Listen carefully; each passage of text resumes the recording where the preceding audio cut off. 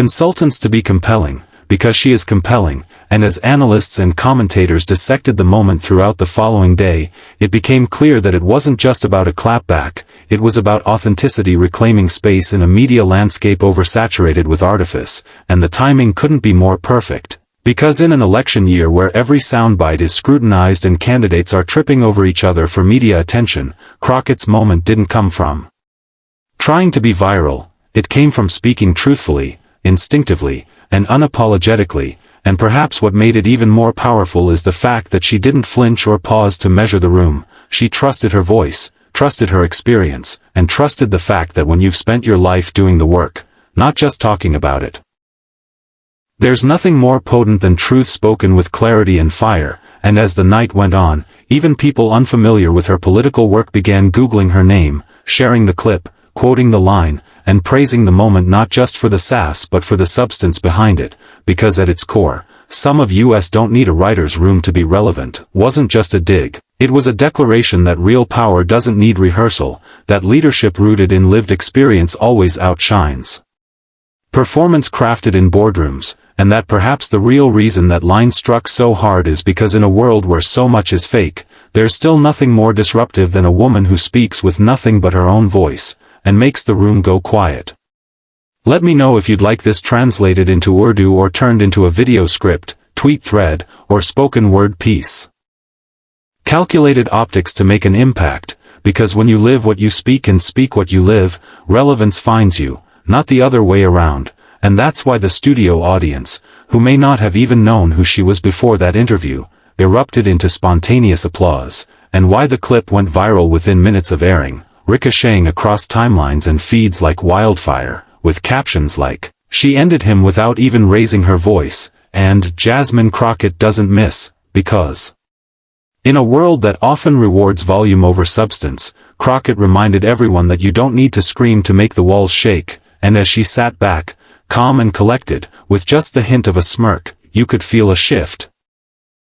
Not just in the mood of the room, but in the perceived power dynamic, as if for a brief moment the host became the guest and the guest became the headline, because it wasn't just a burn, it was a statement layered in experience, authenticity, and intelligence, and though Kimmel responded graciously, saying, okay, that was a good one, even he knew that the balance had tipped and he'd just been on the receiving end of what many were calling one of the best political one-liners delivered on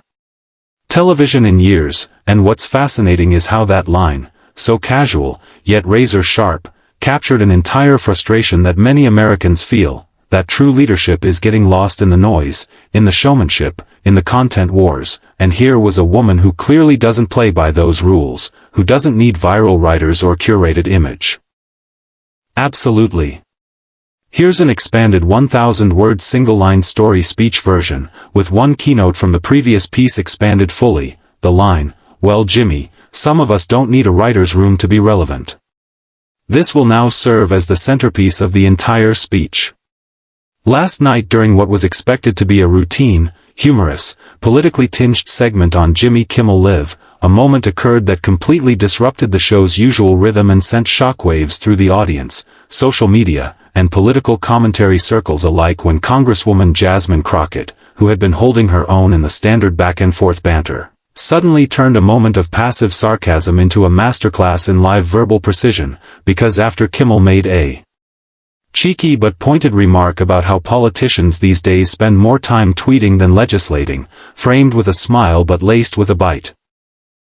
he smirked and said, "It's wild how y'all are basically just influencers in suits now," and the audience chuckled, expecting Crockett to laugh it off or give a neutral, polished reply like many public figures do, but instead, she paused, raised one eyebrow with effortless calm, leaned ever so slightly forward into the mic with a voice that cut through the air like a hot blade through silk, and with perfect timing delivered the now instantly iconic line, "Well, Jimmy, some of us don't need a writer's room to be relevant," which at first caused a slight moment of silence as the audience processed the gravity and weight packed into those 12 syllables, and then, boom, waves of laughter and cheers exploded across the studio, not the forced clapping kind but the real, from the gut, "Oh my God, did she just say that," kind, the kind that made heads whip and phones come out and producers in the control room glance at each other like, "We've got a moment here," because that single sentence,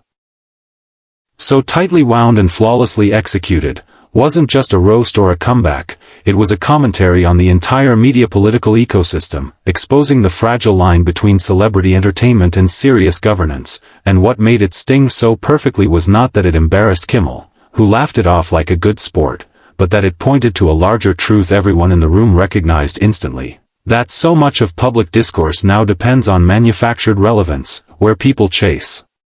virality with pre-written sound bites and catchphrases generated by teams of advisors, strategists, and writers hidden in the background, but Crockett, in that one moment, proved that some people don't need the machinery, don't need the polish, don't need the carefully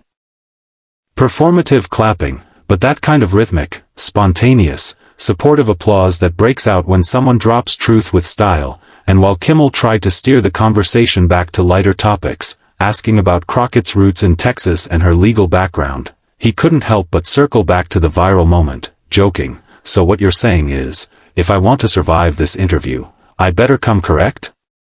To which she laughed and replied, "You're safe, for now," sending the audience into another round of laughter, but behind the humor, viewers could sense something deeper, a rare mix of intellect, authenticity, and firepower that doesn't always come through in late-night interviews, and it wasn't just the audience in the studio who felt it. By the time the show ended, the clip had already gone viral, racking up millions of views on TikTok, X, and Instagram, with hashtags like hashtag Jasmine Crockett Unfiltered and hashtag Kimmel Clapback trending by morning, and pundits on both sides of the political spectrum were forced to reckon with the fact that, love her or hate her, Crockett had presence, and not the kind you manufacture in PR meetings, but the kind that comes from having to defend the vulnerable in courtrooms, speak up in chaotic hearings,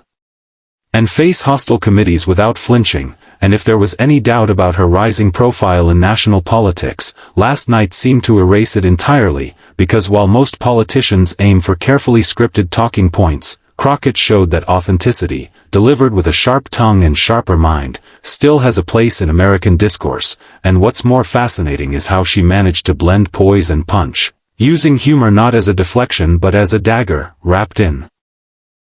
velvet, which is exactly why political analysts on morning shows were buzzing with commentary, calling the moment everything from a masterclass in rhetorical control to the most memorable late-night interview of the year, with one anchor even joking, "We need Jasmine Crockett on every talk show, just give her a mic and watch America tune in." And while the internet had its usual split, supporters calling her a queen, detractors saying she was too brash, the consensus seemed to be that Crockett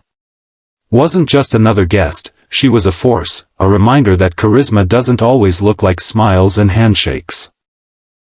Sometimes it looks like piercing honesty wrapped in swagger, and whether or not people agreed with her politics, few could deny she commanded attention, forcing even the famously unflappable Kimmel to take a step back and respect the moment. And in the end, as the credits rolled and the camera panned to the clapping crowd, it was clear this wasn't just a gotcha or viral soundbite. It was a cultural snapshot of what happens when authenticity, courage, and quick wit converge in real time, on